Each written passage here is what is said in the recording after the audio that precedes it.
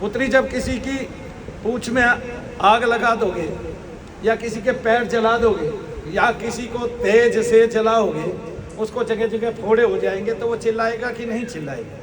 तो मारण तो इसमें यही होता है ना, जैसे किसी प्रेत के पैर जलने लगे, किसी का मुंह ही जलने लगा, तो इस तरह से जब उसका जो आपको दिख नहीं रहा है सूक्ष्म तत्व का कोई ना कोई अंग जलने लगता है, तब उसको जलन होती है, तब वो चिल्लाता है जोर जोर से। आपने देखा भी है कि जब हम स्तंभन करते हैं, स्तंभन का मतलब होता है ठहरना, तो वो रुक जाता है, बंध जाता है चारों तरफ से, तब वो क्या कहते हैं, कुलमुला तो पाता है अंदर, लेकिन वो बंधा हुआ है, इसलिए उसकी कुलमुलाहट अंदर ही अंदर रह जाती है। और आपने देखा है तब सारे के सारे प्रेत जो है, जब हम स्तंभन करते हैं तो 5-6 दिन तक जब तक मंत्र करेंगे तो कोई बोल ही नहीं पाता है, सब शांत हो जाते हैं, सब चुप हो जाते हैं। लेकिन स्तंभन की प्रक्रिया में पुत्री क्या होता है कि अभिचार पूरा का पूरा शरीर में ही रहता है, वो कटता नहीं है, इसलिए स्तंभन के साथ हमें मारण करना पड़ता है। तो फिर कुछ दिन स्तंभन करना पड़ता है, फिर 4-5 दिन लगातार मारण करना पड़ता है। इस तरह से जो ना कटने वाला है वो भी कट जाता है। और ये जो है ये कोई छोटा खेल नहीं है। अभिचार का मतलब ये होता है कि आपका पूरा जीवन लील देना।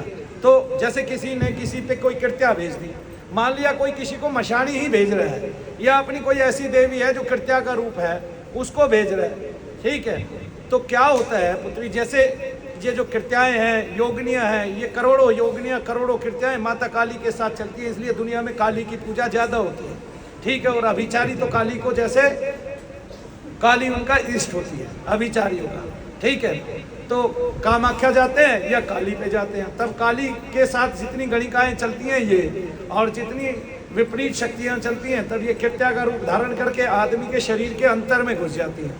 तो फिर जो एक तांत्रिक होता है, जैसे मान लिया कोई तांत्रिक है बड़ा, उसने जीते जी 100 लोगों पे क्रिया की, उसके बाद वो मर गया, लेकिन वो जिस कृत्या को पूछता था उसी कृत्या को उसने जो है अपने चेलों को दे दिया, अब वो भी 100 लोगों पे क्रिया कर गए, तो इस तरह 300 लोगों के परिवार धस गए। अब जो उनके नीचे 5 चेले हैं, वे जब जब उन कृत्याओं को पूछेंगे तो उन 500 को जो ऊपर उनके दादा गुरु ने पकड़े थे और जो उनके गुरुओं ने पकड़े थे, वो 500 के 500 दुख पाते हैं। इसलिए मनु भैया को भी समय लगता है, वरना तो मनु भैया के पास इतनी त्वरिता है कि दुनिया में कहीं नहीं है। और शायद ईश्वर ने भी नहीं सोचा होगा कि ये आदमी इतनी खोज करेगा, ये भी एक बात है। आगे ना, तो इस तरह से ये जो समस्याएं हैं ये इतनी गहन है, बहुत बार तो जानने में नहीं पाती हैं कि आपके ही केस में आदमी फंसा रह जाएगा सारी जिंदगी। ये सोचेगा डॉक्टर का है कि हमारा है, तो कभी लगेगा डॉक्टर का है, कभी लगेगा हमारा है, ठीक है ना। जब लक्षण देखेंगे तो डॉक्टरों से भी मिलते हैं, जब गहराई में उतरेंगे तो लगता है कि हमारा ही है सारा।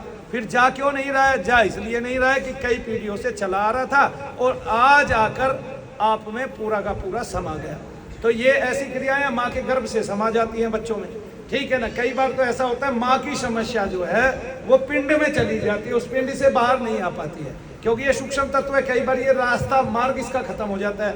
ऐसे ही ये जो है एक पंडित के अंदर वो गा रहा था गया जी में बैठ के, वहां पर जो है एक आत्मा आ गई। कहाँ की आत्मा आ गई? विदेश की आत्मा आ गई, शायद फ्रांस की। वो उसके अंदर चली गई, अंदर चली गई। वो फ्रांसीसी भाषा में बात करे, किसी को समझना है। वो गा रहा था वहाँ गया जी बैठ के, तो वो जीते जी भारतीय साहित्य पढ़ा करता था और उसके मन में आया कि मैं गया जी जाऊंगा अपना उद्धार कराने, और वो उस पंडित में घुस गया गया जी में आके। अब उसका संकल्प था गया जी में उद्धार कराऊंगा, पंडित में घुस गया। अब वो निकल नहीं पाया। किसने जोर लगाया? गीता प्रेस के सारे महात्माओं ने जोर लगाया।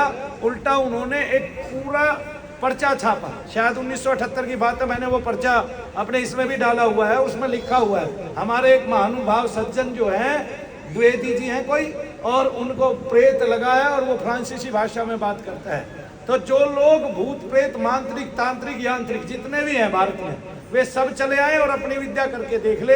हजारों को वो दिखा चुके थे। जो निकालेगा उसको 5,000 रुपए देंगे। उस टाइम पुराने समय उसको उचित इनाम देंगे। 5,000 रुपए के लगभग उन्होंने तय कर दिया। क्यों? क्योंकि उसका कोई निकाल ही नहीं पा रहा था और आखिरकार वो पंडित उसी आत्मा से मर गया।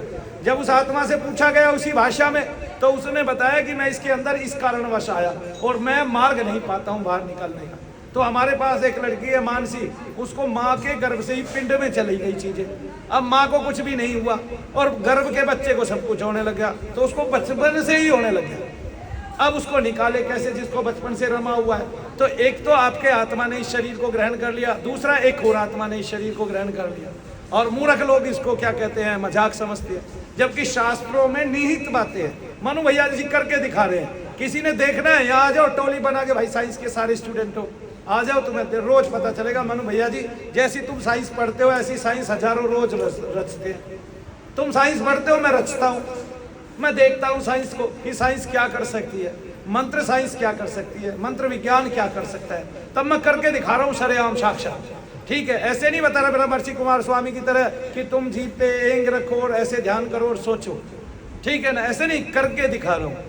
तब कोई 11 साल बाद आ रहा है, आप उसकी जुबान पकड़ रहे हो, वो कह रहा है 11 साल से मैं ठीक नहीं हुई और मैं वैसी की वैसी हूँ, वही चीजें हैं मेरे को।